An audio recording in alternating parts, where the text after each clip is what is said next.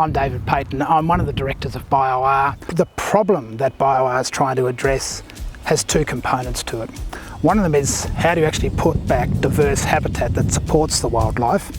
The second one is how do you actually grow the skills to actually put back the types of habitat the wildlife need. And it's no good just planting trees. You've got to be thinking about what they need to breed to actually maintain their population sizes. With just 10% of the habitat remaining, we know of the 110 woodland bird species in this region, at least half are going to disappear. There's at least 10 of those species in the Mount Lofty region which are already extinct from the region. They're no longer here. Ecological theory suggests if you can get back about 30% of this large landscape, you've got a chance of keeping those species for future generations. One of the first things we have to do is to demonstrate that we can actually build these complex habitats that these species need, and that's what BioR is about.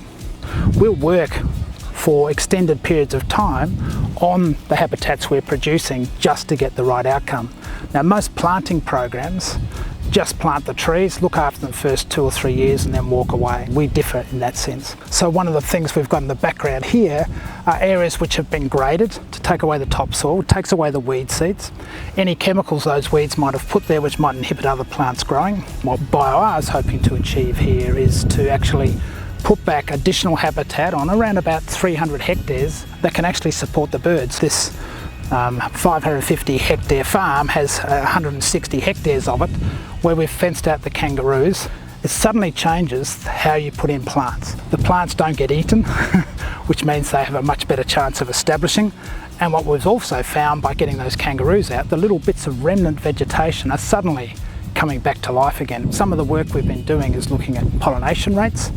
And we found that if you don't have a reasonable number of plants in close proximity of a particular species, you don't actually have good pollination rates. At least we've now got healthy plants, but healthy plants that have pollinators, and those plants now are setting seed and those seeds are viable and can then replace the next ones.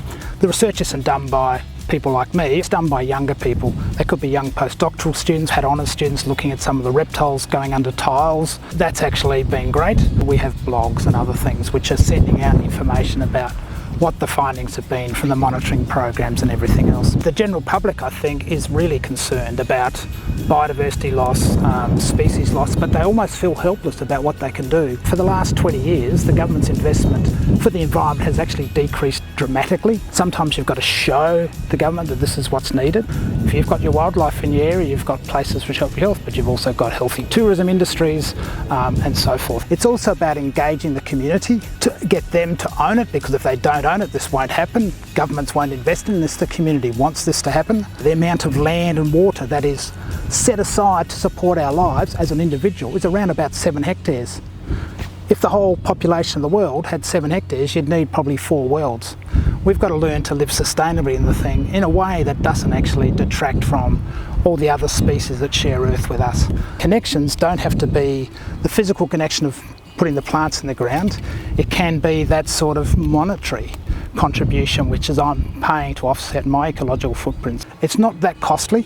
$1 a day, many of us can afford that. If you can't afford to do that at the moment, then volunteer. The vast majority of our people are young people. They're between the ages of about 20 and 35, and or people with young families. They always seem to be really cheerful and happy and positive, and I think that's one of the great things about BioR is for some reason it's attractive to young people, which is fantastic because you need to have that intergenerational ownership and connection to it to actually enable you to deliver the features that we want in these systems. We have opportunities for school kids and for the community to come out to some of our monitoring days.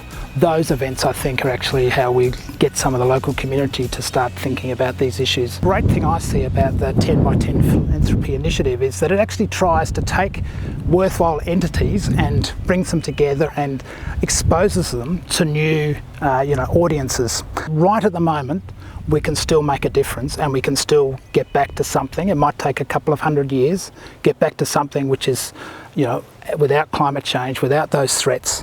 I never get depressed by this because I think there's just fantastic challenges facing society at the moment where if they can address them, they can actually make that difference.